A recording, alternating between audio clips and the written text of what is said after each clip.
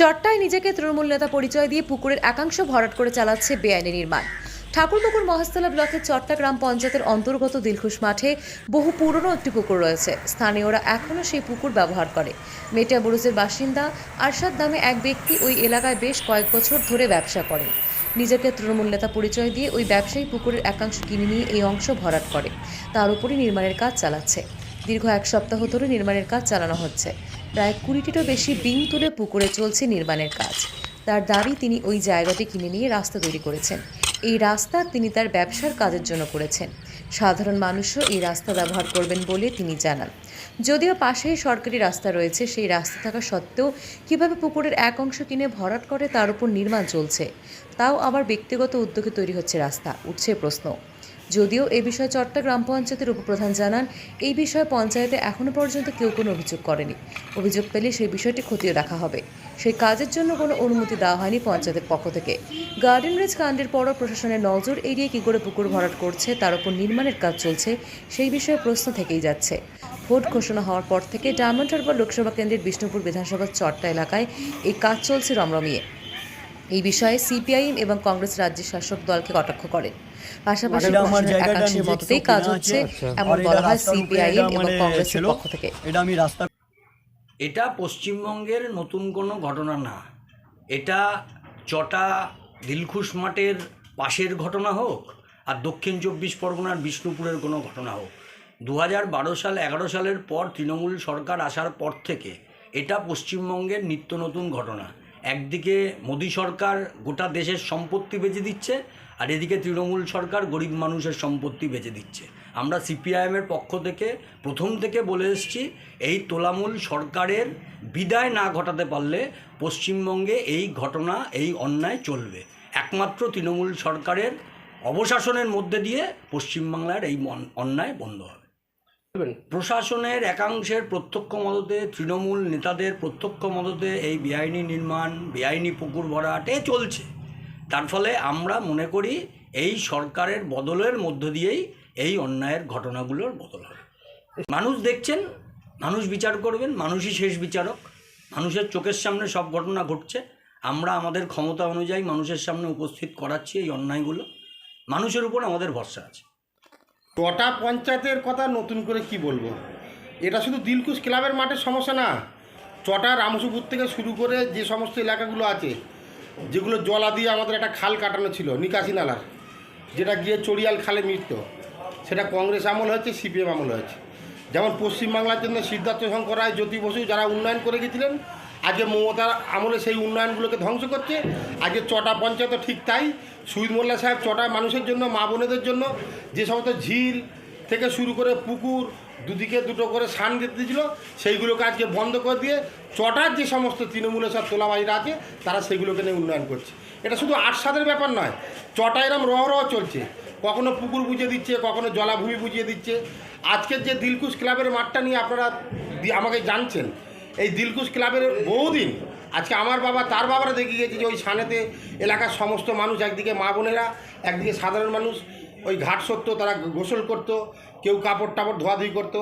আজকে সে একজন বাইরে থেকে এসে, ওটা তো অঘোষিত একটা তৃণমূলের অফিস হয়েছে আরশাদ বাবুর ওইটা, আজকে তৃণমূলরা ওখান থেকে তুলে তাকে ওই পুকুরটাকে বুঝিয়ে তাকে একটা ইমারতি দ্রব্য করার মতো ব্যবস্থা করে দিচ্ছে। প্রশাসনের কথা আর বলবেন না, প্রশাসনের যে ব্লক সভাপতি, একটা থানার বড়বাবু, আইসি যারা আছেন, তারা সেই এলাকার ব্লক সভাপতির কাজ করছেন। তারা কালীঘাটে রিপোর্ট পাঠাচ্ছেন কে কত টাকা তুলছে, তাহলে কালীঘাটে কত যাবে, এরা কত, শুধু মাঝখানে বসে একটা হিসাব করছে 75-25 ভাগটা। এটা পুকুর আছে বড়, হ্যাঁ, ব্রিটিশ আমলের ঘাট বলা হচ্ছে, স্থানীয়রা যেটা বলছে। হতে পারে, আমি ঠিক জানি না, কিন্তু পুরানো অনেক, সুবিধা আলী মোল্লার শোনা।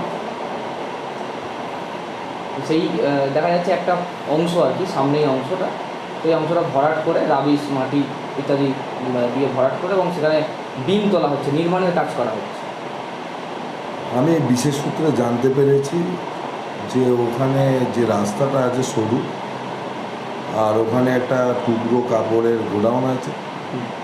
ওই গোডাউন মালিক সুবিধা আলী মোল্লাদের ওয়ারিশানের কাছ থেকে একটা কিছুটা জমি, 1 কাঠা বা তার একটু বেশিও হতে পারে, যেটা জানিয়েছে, যে সেটা দিয়ে সে ওই রাস্তাটাকে চওড়া করছে। তার যেহেতু ওখানে 4 চাকার গাড়ি ঢুকতে পারে না, মাঠের উপর দিয়ে ঢোকার কিছু সময় গাড়ি ঢোকে, তো মাঠে যারা খেলাধুলা করে বা ওই ক্লাবের আপত্তি থাকায় সে মালিকের কাছ থেকে একটা জায়গা কিছুটা নিয়ে সে ওখানে ওই রাস্তাটাকে চওড়া করার উদ্দেশ্যে ওই পুকুরের পাড়টা বাঁধছে। পুকুরের কোনো অংশ ভরাট করলে আমরা নিশ্চয়ই তাকে বাধা দিয়ে বন্ধ করে দেবো।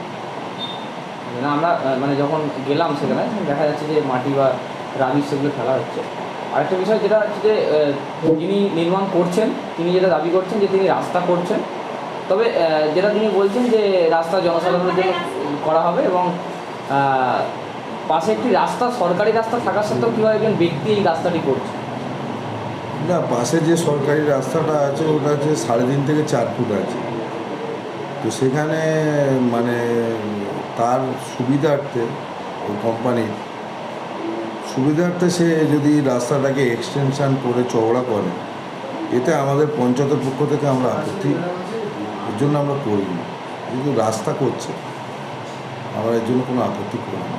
এই কাজের জন্য আপনাদের পঞ্চায়েত থেকে কোনো পারমিশন নেওয়া হয়েছে? না, আমাদের পঞ্চায়েতের কোনো পারমিশনও নেই, এখনও পর্যন্ত কেউ আমাদের কাছে আপত্তিও জানায়নি। যিনি আরশাদ বলে যে ব্যক্তি আর কি করছেন তার কাছে যে জিজ্ঞাসা করা হলো, তিনি বলেন আমি একজন তৃণমূল নেতা, আমাদের এই কাজটা বিজেপিরা বাধা দিচ্ছে, কি বলবেন? দেখুন, একটা কথা, সে কি বলেছে আমি জানি না, আর সে আমাদের এখানের স্থানীয় মানুষও না।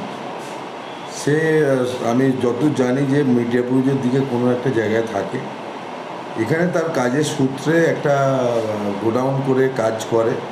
আমাদের এই সমস্ত এলাকার প্রায় 20-25 জন ছেলেকে নিয়ে সে কিছু তাদের একটা মাইনে দিয়ে কাজ করায়।